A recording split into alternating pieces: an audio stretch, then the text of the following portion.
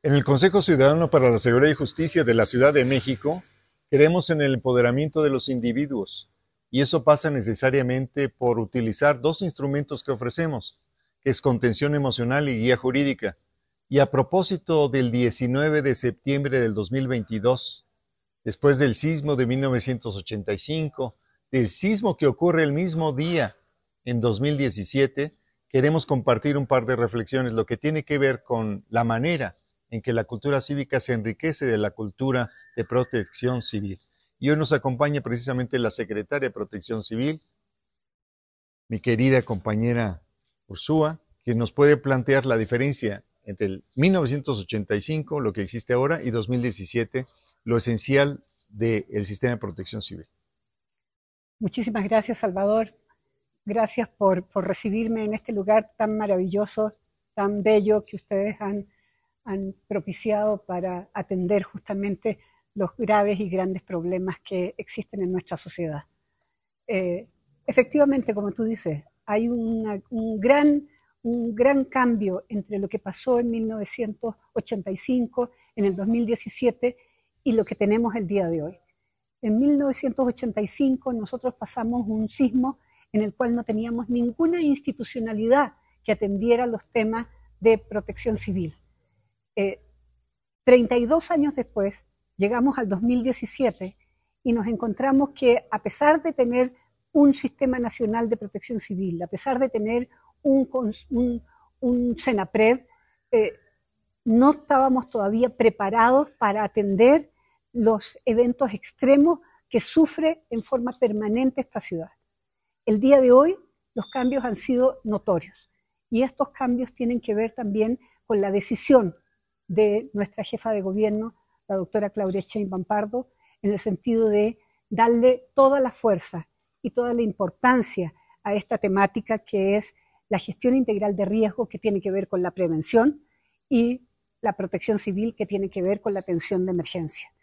Este cambio significa que el gobierno asume la rectoría del Estado en estas temáticas, y esto significa también de que existe un cambio real interno dentro de las áreas de protección civil y de gestión de riesgo, en donde estamos más preparados, donde hay más profesionalismo, en donde hay más mujeres participando y más jóvenes participando en estas temáticas, y nosotros estamos empujando todas las acciones necesarias para fortalecer por una parte y para impulsar la cultura de la prevención.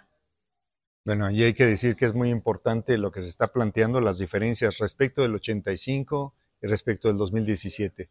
¿Hay algo, secretaria, que implique la participación del individuo, del ciudadano en el sistema? Es decir, cómo estos cambios incorporan la participación del ciudadano para fortalecer las capacidades de respuesta ante situaciones críticas. Por supuesto, o sea, cuando nosotros decimos impulsar la cultura de la prevención, significa que nosotros hemos salido de territorio, hemos salido a trabajar con el sector público, con el sector privado y con el sector social para capacitarlos por una parte, para incorporarlos a brigadas por otro lado, para enseñarles, a atender lo que es un sismo y un simulacro o un sismo real. Y tenemos un área de capacitación permanente en la cual tenemos cerca de 67 cursos libres que se pueden tomar en cualquier momento, que los hace la Secretaría, de manera de que los ciudadanos en general y todos aquellos que participan y trabajan en protección civil puedan prepararse mejor y puedan profesionalizarse en estas temáticas.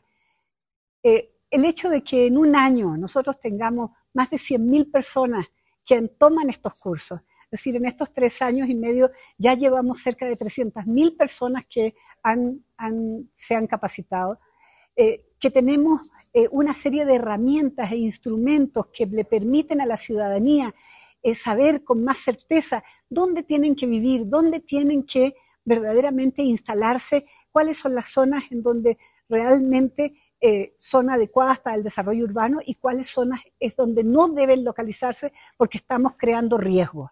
Y eso es algo que es una tarea fundamental de la Secretaría, de poder decirle a todos que tenemos que vivir en una ciudad mucho más segura, mucho más preparada, mucho más resiliente, mucho más humana, Y esa es nuestra tarea. Nuestra tarea no solamente es salvaguardar la vida de las personas, sino que también salvaguardar el patrimonio de nuestra ciudad y de las personas, para que esta ciudad sea siendo tan maravillosa, tan bella como lo ha sido siempre. En el Atlas de Riesgo hay una importantísima oportunidad de documentarse sobre las vulnerabilidades que existen en nuestra ciudad.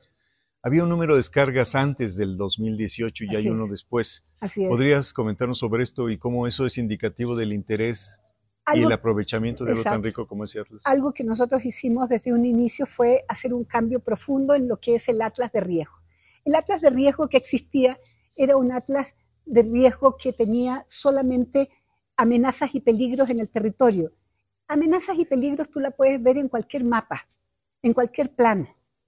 Sin embargo, un atlas de riesgo realmente es aquel que tiene amenazas y peligros en el territorio, como pueden ser barrancas, como pueden ser cursos de ríos, como pueden ser zonas de deslave, etcétera, pero a eso tú le vas sumando las vulnerabilidades que tiene la ciudad en términos económicos, sociales, ambientales, etcétera. Entonces, teniendo estas dos capas juntas, nos permite identificar, por supuesto, las zonas en donde tenemos que intervenir más rápidamente que en otras. Eso punto uno. Este atlas de riesgo permite verdaderamente a la ciudadanía tener mucha más información, le permite asegurarse de dónde tiene realmente que vivir. Cuando tú me preguntas cuántos veían antes ese atlas, que no era un atlas de riesgo, era un atlas de amenaza y peligro, no eran más de allá de 15.000 bajadas en el año. En este momento te puedo decir con mucho orgullo que tenemos casi 75 millones de bajadas en estos 3 años y 9 meses que hemos estado en el gobierno, y esto significa que a alguien le está interesando, que le está interesando no solamente al gremio de arquitectos, al gremio de ingenieros, a los desarrolladores, a las constructoras, a la academia, ¿ya? Sino que también al público en general, que está viendo el atlas de riesgo como una forma de informarse verdaderamente de en qué ciudad vive y cuáles son los riesgos que tiene esta ciudad. Inclusive si compra o no en ciertas colonias, en ciertos desarrollos. Así es decir, es un atlas que una de las instrucciones que nosotros recibimos desde un principio de la jefa de gobierno fue que fuera un atlas transparente en donde todo el mundo pudiera ver verdaderamente todos los riesgos que había en el territorio. Y eso significó poner las fallas, poner las fracturas, poner las zonas de subsidencia de la ciudad, es decir, las zonas en donde se estaban hundiendo, ¿ya? De manera de que todos pudieran ver verdaderamente dónde viven y cuáles son los riesgos que tienen alrededor de ellos. Y lo que queremos es justamente ir evitando que la ciudad siga construyéndose sobre esas zonas de riesgo. Muchísimas gracias. Hablamos de vulnerabilidades que ocurren en las sociedades, en el suelo y en las personas. Y hoy nos acompañan con un amigo y compañero aquí en el Consejo Ciudadano que trabaja con nosotros en la sede de Azcapotzalco y cuyo nombre él lo va a explicar. Y Tadeo, quisiera preguntarte lo primero, ¿qué relación tiene tu propio nacimiento con tu nombre? Estamos hablando de 1985, estás 12 horas debajo de las losas después del terremoto y tienes la oportunidad de salir adelante y eso influye en que tus papás decidan llamarte como te llamas. ¿Puedes explicar cómo los milagros imposibles ocurren después de 1985 en tu caso? Sí, claro. Gracias por la invitación. Buenas tardes. Pues Francisco Tadeo es mi nombre. Es el nombre que me pusieron porque mis papás creían en estos santos, pidiéndole a ellos para que saliera de esos escombros. El hospital, cuando se vino abajo, muchos bebés quedamos ahí enterrados. Entonces tuve la fortuna de ser de los primeros en salir y por esa razón mis papás me pusieron así. San Judas Tadeo es el santo de los milagros imposibles y por eso fue Tadeo. Francisco era el santo que más le pedía a mi mamá. Y aquí estamos. Estabas en el 9º piso, en el cunero. Así es. Y tu mamá llegó tarde ese día. ¿Puedes platicarnos un poco qué ocurrió? Tu mamá no estaba ahí, afortunadamente, sino eventualmente se convierte en víctima del terremoto de 1985. Platícanos un poquito ¿Cuándo tu mamá te recupera? Cuando sucede esto, mi mamá estaba preparando a mis hermanos para la escuela. Entonces ella se retardó para llegar al hospital. Ella iba a darme de comer en ese momento, a las 6:30 de la mañana. Cuando viene el temblor a las 7, ella venía retrasada. Entonces ella no alcanzó a llegar al hospital, sino ella hubiera sido parte de esas cifras que fallecieron en el hospital. Eso fue lo que pasó.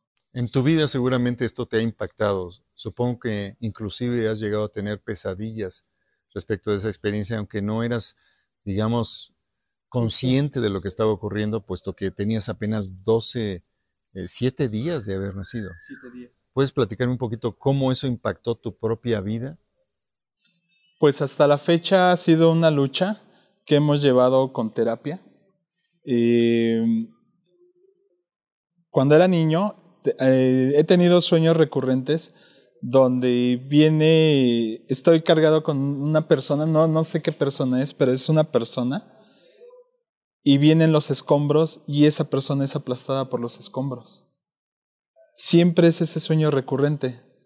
De ahí el por qué me han apoyado psicológicamente. A lo que a mí me han dicho es el estrés que uno manejó es muy fuerte. El estrés que manejó un bebé en ese momento ha sido de lo más fuerte que ha vivido. Es algo que me platica mi mamá, me platica mi papá. A final de cuentas, son anécdotas que me vienen contando y va armando la historia. A lo que a mí me platican es de que cuando viene el temblor había enfermeras en el área de cuneros cuidando a los bebés. Muchas de esas enfermeras lo que hicieron fue cubrir con su cuerpo a los bebés. Y gracias a eso es que muchos bebés lograron salir. Entre ellos me incluyo. Posteriormente te has encontrado con muchos de ellos y otras historias. ¿Podrías recordarnos un poquito algunas de ellas? Cuando éramos niños nos reuníamos muy seguido, principalmente 19 de septiembre. Historias, ahora sí que 13 niños, 13 amigos son los que nos reuníamos ahí. Historias diferentes. Una de ellas, la que recuerdo mucho, es de un compañero, o un amigo más bien. Su mamá fallece en el hospital, en el terremoto. Y él platica que cuando su mamá fallece, él todavía seguía en el vientre. Entonces los doctores y enfermeras que estaban en ese momento ahí ayudaron a expulsar el producto. Y fue así como él pudo salir. Otras historias donde los niños se les enterraron las varillas en las costillas. Hasta el momento hay amigos que han tenido problemas de salud por esa razón. Posteriormente, quizás estés de acuerdo conmigo, eventualmente por las vicisitudes de la vida social o accidentes que ocurren, uno se convierte en víctima. ¿Quieres comentarme cómo, al haberte eventualmente, si quieres decirlo, convertido en víctima, te ayuda la contención emocional, la ayuda psicológica y la posibilidad de que sepas el mensaje de que no estás solo? Eso ha sido muy difícil porque a final de cuentas es algo que yo creo que es algo emocional lo que nos ha afectado o lo que en mi caso me afectó a mí. Emocionalmente quedé dañado, por eso he recibido ese apoyo psicológico, porque psicológicamente a mí me afectó mucho la inseguridad. Hemos atravesado por situaciones muy difíciles y todo se resume a que tu autoestima, tu núcleo de ti mismo es muy lastimado. Fue muy dañado, a lo mejor hasta cierto punto fue perturbado por toda esta situación, no lo sé, pero se ha trabajado. Y en el caso, el Consejo Ciudadano tiene contención emocional hasta el grado de evaluar y atender planeación, ideación y tentativa suicida. ¿Qué le dirías a una persona que llega en la depresión más profunda a pensar en la terminación de su propia vida. Que siempre hay camino por delante, que siempre hay un mañana, que siempre hay algo por qué vivir, algo por qué luchar, que siempre, siempre, siempre vamos a tener un sueño que cumplir. Tenemos a alguien por quien vivir, tenemos una familia, tenemos salud, tenemos muchas razones para estar aquí con tantas personas. Es algo muy difícil, yo lo sé. Es estresante, es lastimoso, pero siempre va a haber algo por qué salir adelante. Si tenemos 1000 razones para sentirnos mal, pues debe de haber 1001 razones para sentirnos bien. Pero siempre tenemos que echarle ganas. Y yo sí doy gracias por todos estos apoyos que tenemos, porque nos ayuda a construirnos como personas. Bueno, en el Consejo Ciudadano nosotros consideramos que es indispensable asumir que existe la solidaridad, la colaboración, la cooperación, y que eso está ahora respaldado por un cambio de régimen en el que se incluye este aspecto de la concepción de la vida como parte de políticas públicas que se dejan acompañar de las empresas, de organismos de la sociedad civil, como el propio Consejo Ciudadano para la Seguridad y Justicia de la Ciudad de México, y también que suponen una comprensión dinámica, así como lo son los riesgos, de que podemos como ciudadanos entender que la cultura cívica que nos es indispensable para ser solidarios, para respaldarnos en la ley, para reconocer lo que ya se indica de las vulnerabilidades que existen en el suelo, en el cielo, en nuestro cuerpo, en la sociedad, en lo económico, en el entorno, deben ser analizadas, deben ser comprendidas y enfrentadas. ¿Quieres comentar algo final, Tadeo, sobre lo que has aprendido respecto de hace 37 años que ocurrió el terremoto que tú sobreviviste? Que doy gracias a las personas que estuvieron en ese momento y nos ayudaron a salir, primero que nada, vivos, que nos han ayudado a salir adelante. El apoyo psicológico ha sido fundamental en mi vida. El apoyo emocional, los doctores que han estado ahí, que nos han apoyado. Y también doy gracias a las personas que me he encontrado en el largo de estos 37 años. Muchas gracias. Secretaria, ¿quiere usted cerrar? ¿Qué en conclusión hemos aprendido en estos 37 años? ¿Qué es radicalmente distinto? Hemos aprendido que la única forma de sobrevivir verdaderamente es capacitándonos, es entendiendo lo que son los riesgos del lugar en donde vivimos, entender de que nosotros vivimos en una ciudad multiamenazas y como vivimos en una ciudad multiamenazas tenemos que trabajar justamente cada una de esas amenazas, ya sea sismo, ya sea una inundación, ya sea un encharcamiento o ya sea un problema de erupción volcánica que también nosotros estamos, acuérdate, a 60 kilómetros del volcán y que en cualquier momento pues también podemos tener otra sorpresa en ese sentido. ¿Qué nos ha enseñado este tiempo? De que tenemos que prepararnos. ¿Qué nos ha enseñado este tiempo? De que verdaderamente las cosas hay que hacerlas con seriedad, que esto no es ocurrencia, de que este es un trabajo profesional y es un trabajo de gente que tiene verdaderamente que saber bien hacer su trabajo. Bueno, nosotros apostamos siempre a la coordinación, a la colaboración, a la convergencia de capacidades institucionales, empresariales y aquellas que provienen de la sociedad civil. Llegamos el 19 de septiembre del 2022 con muchos más aprendizajes, por supuesto, de los que hubiéramos podido pensar que existían en esa fecha. Muchas gracias.